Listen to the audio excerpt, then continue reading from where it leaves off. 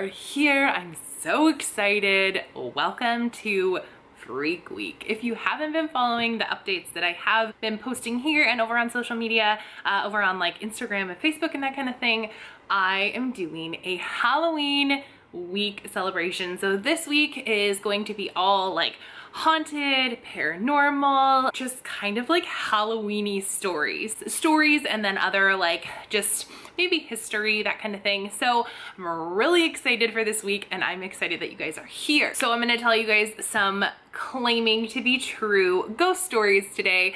I am someone who likes to believe in the possibility of these things. If you are someone who you're like, yeah, whatever, if you can just maybe keep it positive down in the comments, that would be great. This is meant to be all in fun for Halloween and like Halloween fall time. It's not meant to like push anybody to their boundaries, that kind of thing. So let's go ahead and get into this true ghost story video. Okay, so as I'm starting to read these, it says, warning, these stories are seriously terrifying, so I suggest you grab your bestie and read them together with the lights on. Oh gosh, you guys. Okay, I'm also kind of a chicken. I don't really like to be scared, but I kind of do, I guess. So I might just need to grab my bestie after this.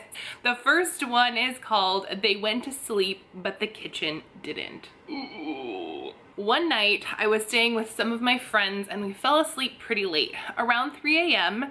Why is it, okay, pause. Why is it all of these scary stories always, it's like 3 a.m. or something happens? Why is that? Around 3 a.m. I woke up and I heard something that sounded unmistakably like kitchen cabinets opening and shutting. It was loud enough that I felt like I had to see what was going on. I didn't see anyone in the kitchen, so I assumed I was hearing things. Well, the next morning when I woke up, one of my friends was really upset and crying. She said that she woke up in the middle of the night and heard people talking in the kitchen saying, "We are not wanted here anymore. We aren't important." It was really scary. You guys, oh my gosh. Well, I can't even imagine like being at a sleepover or somewhere unfamiliar or even in my own house and my kitchen just like coming to life on its own. Ooh, you guys, it's so scary. This one is called This Is What Happens When You Drive Down a Haunted Road. Ooh. When I was 18, I was really into scary movies. I just had an urge to see or experience anything scary. It was during this summer that I started researching haunted sites I could visit. Then one caught my attention, Sweet Hollow Road in Long Island. There are a bunch of popular urban legends linked to the site, and all of them have to do with a creepy underpass bridge. A few of the stories speak about the violent deaths of children. One day I told my cousin and brother, who were also ghost story fanatics, that we should visit Sweet Hollows. My cousin had just gotten his license, and my mom insisted on tagging along. When we finally got to the underpass, we found nothing. We didn't see anything out of the ordinary. The only thing we experienced at the site was that due to the thin zigzag road, we almost crashed into a tree. We thought the trip was a waste. And the story continues. What's gonna happen next? But then something strange happened. The next morning, my mom swore that during the night she felt like someone or something was watching her from her bed. On the other hand, the rest of us had dreamt of a small boy with black hair. He was pale and none of us could remember his face. We still believe that whoever we saw had to be one of the many children who died at that bridge. Oh my gosh, so they all had the same dream? Creepy, creepy, creepy. Okay, this one is called How Did This Chandelier Mysteriously Break? One night, my brother, dad, and I were sleeping and we heard a giant crash in my kitchen. We all woke up and ran into the kitchen to see what had happened. The chandelier had been ripped out of the ceiling as if someone had yanked it off. It didn't look like it just fell because the chain was completely out of the ceiling. It was super crazy. Thinking about it now, maybe it was just Saya swinging on my chandelier. But still, you guys, a chandelier doesn't necessarily just fall. Oh, I know there's like probably an explanation, but creepy. This one is called This House Had a Visitor Who Wouldn't Leave. When I was 7 years old, we had a ghost in our house. Well, you know, just matter of fact, we had a ghost in our house. I remember one night when we were talking in the living room and suddenly a glass of water went flying off the counter. Whoa. Another time, the cabinets started opening and closing. It was so bad that my parents got a priest to come to the house and do what would most likely be called an exorcism of some sort.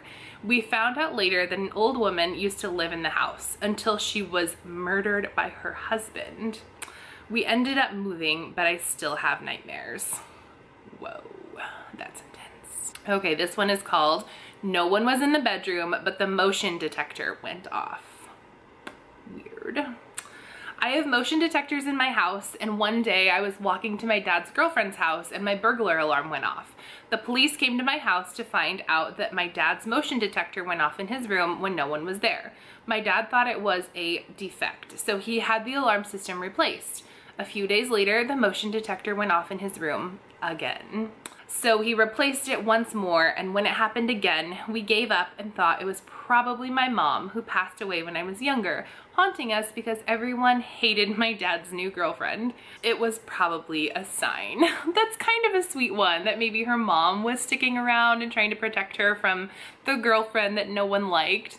I think that's nice. Kind of. I mean, it's nice that her mom was still around. Okay, and this is the last one. So it says, she went looking for a ghost story and she found one.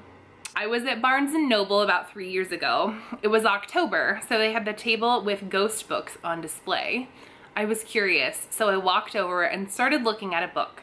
The book had a picture of a real ghost captured. I was fascinated by it.